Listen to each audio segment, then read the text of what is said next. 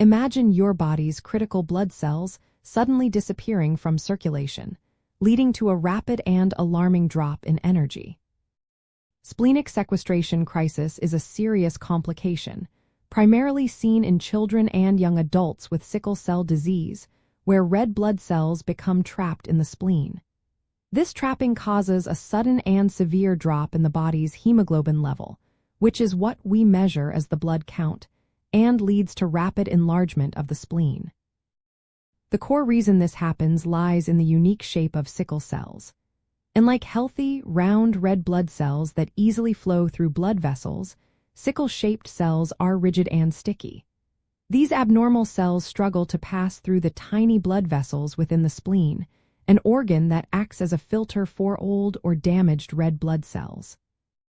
When many sickle cells get stuck there, it's like a traffic jam, causing the spleen to swell dramatically and hold a significant portion of the body's blood supply, effectively removing it from general circulation.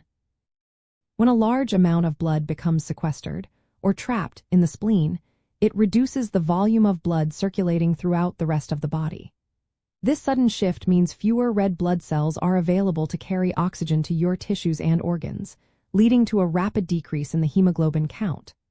The lack of oxygen delivery can quickly become life-threatening, causing severe anemia, extreme fatigue, and other critical symptoms. One important detail is that the spleen's ability to filter blood is normally a protective function, but in sickle cell, it can become a dangerous trap. The spleen can hold up to 25% of a person's total blood volume in such a crisis. Another key fact is that repeated splenic sequestration crises can permanently damage the spleen, eventually leading to a condition called autosplenectomy, where the spleen shrinks and loses its function. This means that while later crises might be less likely, the individual becomes more vulnerable to infections. Understanding this mechanism is vital because recognizing the early signs of an enlarged spleen and a sudden drop in blood count can help individuals and caregivers respond quickly.